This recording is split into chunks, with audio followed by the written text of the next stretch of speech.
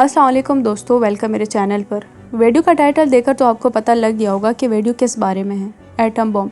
इस वीडियो में आप आगे जानेंगे 5 बहुत ही अहम पॉइंट्स को। इन 5 पॉइंट्स में से सबसे पहला पॉइंट ये होगा कि एटम बम किसने बनाया और कब बनाया। दूसरा पॉइंट होगा the power of atom bomb. तीसरा पॉइंट ये होगा कि एटम बम सबसे पहले किसने गिराया और इससे कितनी तबाही हुई, कितने लोग मरे। और चौथे पॉइंट में आप जानेंगे कि प्रेजेंट में अभी किन किन कंट्रीज के पास एटमी ताकत मौजूद है। सबसे लास्ट में मैं आपको बताऊंगी कि ईरान और इजराइल के बीच की कशीदगी की वजह से क्या ईरान इजराइल पर एटम बम गिराएगा, क्या ईरान ने एटम बम बना लिया है। तो वीडियो बहुत ही इंटरेस्टिंग होने वाली है, वीडियो को एंड तक जरूर देखिएगा और साथ ही प्लीज चैनल को सब्सक्राइब करें, बेल आइकन बजा दे ताकि फ्यूचर में आने वाली तमाम वीडियो का नोटिफिकेशन आपको मिल सके। तो चलो वीडियो शुरू करते हैं। सबसे पहला पॉइंट ये था कि एटम बम किसने बनाया। 16 जुलाई 1945 को पहला एटॉमिक बम तैयार हो चुका था। 16 जुलाई ये वो दिन था जब इंसानियत को तबाह करने वाली हथियार पहली बार टेस्ट की जा रही थी। इस एटॉमिक बम को बनाने वाले फिजिस्ट जे. रॉबर्ट ओपनहाइमर थे। इसको बिल्कुल भी ये अंदाज़ा नहीं था कि इसका बनाया हुआ हथियार सच में इतना खतरनाक हो सकता है। जब रॉबर्ट ने इसकी तबाही अपनी आंखों से देखी तो इनके हिस्टोरिकल अल्फाज कुछ ऐसे थे। Now I am become death, the destroyer of worlds. Robert ने वैसे तो बहुत सारे कारनामे अंजाम दी है, लेकिन इनको हिस्ट्री में हमेशा the power of atomic bomb कहा जाएगा। जब यूरोप में हिटलर का राज शुरू हुआ तो हिटलर ने जर्मन साइंटिस्ट को दुनिया का सबसे खतरनाक हथियार बनाने का टास्क दिया। अब यहाँ से एंट्री होती है एल्बर्ट आइंस्टाइन की। इसने हिटलर का ये हथरा बांप लिया और एल्बर्ट आइंस्टाइन ने एक खत लिखा अमेरिका के प्रेसिडेंट कि हमें भी कुछ ऐसा हथियार बनाना चाहिए। खत पढ़कर प्रेसिडेंट ने फौरन अमल शुरू किया और यूएस मिलिट्री को ऑर्डर दिया कि एटॉमिक बम पर रिसर्च शुरू करे और इस प्रोजेक्ट को दुनिया मैनहट्टन प्रोजेक्ट के नाम से जानती है। अहम बात तो यह है कि एल्बर्ट आइंस्टाइन को इस प्रोजेक्ट के लिए चूज किया ही नहीं, वो इसीलिए क्योंकि एल्बर्ट आइंस्टाइन का बैकग्राउंड जर्मनी से था। इसीलिए इस मैनहट्टन प्रोजेक्ट को ओपनहाइमर को दे दिया। इस सीक्रेट प्रोजेक्ट के लिए न्यू मैक्सिको में एक शहर बनाया गया। 1945 के दौर में इस प्रोजेक्ट पर टोटल 2 अरब US डॉलर का खर्चा किया गया।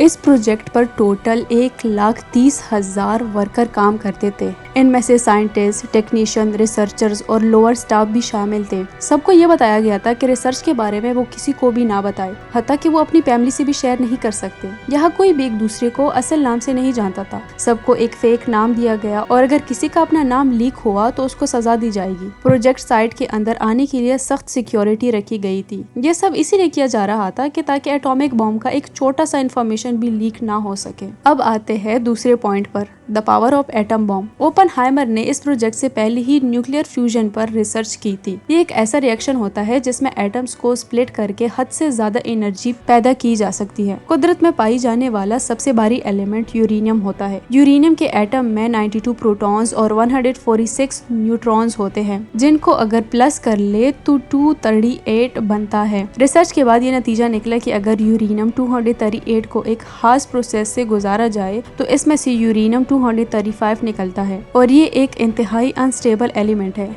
यानी एक न्यूट्रॉन्स को इस नई यूरेनियम 235 के साथ कोलाइड कराया जाए तो यूरेनियम स्प्लिट हो जाता है और काफी मिकदार में एनर्जी पैदा करता है। और इस सारे रिएक्शन का निचोड़ हमें एक जोरदार धमाके और एनर्जी रिलीज की सूरत में देखने को मिलता है। एटॉमिक बम में यूरेनियम को इस्तेमाल करने का सबसे बड़ा नुकसान ये था कि यूरेनियम एक नेचुरल एलिमेंट है और ये एक लिमिटेड क्वांटिटी में ही माइन किया जा सकता है। तो रिसर्चर्स ने एक नया एलिमेंट बनाया जो नेचुरल भी नहीं था और जो यूरेनियम 235 से भी ज्यादा अनस्टेबल था। ये एलिमेंट था प्लूटोनियम 239। अमेरिका को प्रोजेक्ट मैनहट्टन पूरा कराने की बहुत ज्यादा जल्दी थी क्योंकि उस वक्त वर्ल्ड वॉर 2 चल रही थी। जब 16 जुलाई 1945 को एटम बॉम्ब बना कर तैयार हो चुका तो अब इसको टेस्ट करने की बारी थी। जब इसको टेस्ट करके इसकी शिद्दत देखी गई तो पूरी दुनिया खौफजदा हो गई। ओपनहाइमर समेत दूसरे साइंटिस्ट जो इस प्रोजेक्ट का हिस्सा थे वो भी इस हथियार से खौफजदा हो गए थे। तो ये तो आपने सुना होगा कि एटम बम खतरनाक है, लेकिन ये नहीं सुना होगा कि ये कितना खतरनाक है। एक एटम बम जब पड़ता है जहाँ ये गिरता है वहाँ पर सेकंड में हजारों लोगों की मौत हो सकती है। इस एटम बम से निकलने वाली रेडिएशंस कई सालों तक बाकी रहती है और उस हवा में जो लोग सांस लेते हैं अगर वो जिंदा बच भी जाए तो वो लंबे टाइम तक नहीं जी सकते, वो मर जाते हैं। दुनिया में सबसे हाई टेम्परेचर पर पिघलने वाली चीज डायमंड है। हीरा तकरीबन 4000 डिग्री सेल्सियस की गर्मी पर ही पिघलता है। ये लावा में भी नहीं पिघल सकता। सकता क्योंकि लावा का टेम्परेचर ज्यादा से ज्यादा 2000 डिग्री सेल्सियस तक ही होता है। लेकिन जब एटम बॉम्ब पड़ता है तो जमीन का टेम्परेचर तकरीबन 3000 से 4000 डिग्री सेल्सियस तक पहुंच जाता है। ये वो टेम्परेचर होता है जिनमें हीरा भी पिघलता है। इस धमाके के बाद जमीन का टेम्परेचर 3 से 4 सेकंड तक इतना ही रहता है। इन 4 सेकंड्स में इनके सामने जो भी चीज आएगी वो पिघल जाएगी। अब आते हैं तीसरे पॉइंट पर। तीसरा पॉइंट ये था कि एटम बॉम्ब सबसे पहले किसने गिराया और कब, और इससे कितनी तबाही हुई, कितने लोग मरे। इंसानी तारीख में सिर्फ 2 बार एटम बॉम्ब गिराए गए हैं और ये 6 अगस्त 1945 में जापान के 2 शहर में हिरोशिमा और नागासाकी पर फेंके थे अमेरिका ने। इन दोनों न्यूक्लियर बॉम्ब ने इन दोनों शहर से तकरीबन 2,26,000 लोगों का सफाया कर दिया। न्यूक्लियर के पड़ते वक्त इसके सेंटर का टेम्परेचर कितना होगा? आपको बता दूं, इसका टेम्परेचर सन के कोर के टेम्परेचर से भी ज्यादा है। सूरज के कोर का टेम्परेचर तकरीबन 15 मिलियन डिग्री सेल्सियस तक होता है, लेकिन जब एटम बॉम्ब पड़ता है तो इसके सेंटर का टेम्परेचर 100 मिलियन डिग्री सेल्सियस तक होता है। एटम बॉम्ब जब पड़ता है तो ये 260 स्क्वायर किलोमीटर के इलाके को कवर करता है और इस इलाके में जितनी भी चीजें होंगी वो तबाह हो जाएगी। और इस धमाके से जो आवाजें पैदा होती है वो इतनी ज्यादा होती है कि वो आवाजें 240 डेसिबल से 300 डेसिबल तक पहुंच सकती हैं। आमतौर पर हमारे कान 120 डेसिबल्स और 130 डेसिबल्स तक की आवाज को सुन सकती है और इससे ऊपर की आवाज हमारे कान के पर्दे खराब कर सकती है। और इस धमाके के फौरन बाद जो शॉक वेव बनती है, इनकी स्पीड 1 सेकंड में तकरीबन 1000 किलोमीटर तक चली जाती है और 900 किलोमीटर की दूरी पर जितनी भी बिल्डिंग्स होगी इनके शीशे भी टूट सकते हैं। इस धमाके के दौरान मशरूम की शक्ल में एक बादल बनता है जो ऊपर की तरफ उड़ता है और धमाके के 2 घंटे बाद ये बरसना शुरू कर देते हैं और ये होती है रेन एसिड। अब बारी है चौथे पॉइंट की। वो पॉइंट ये था कि इस वक्त दुनिया में किस किस के पास न्यूक्लियर पावर है। इस वक्त दुनिया में 9 कंट्री के पास एटॉमिक ताकत है।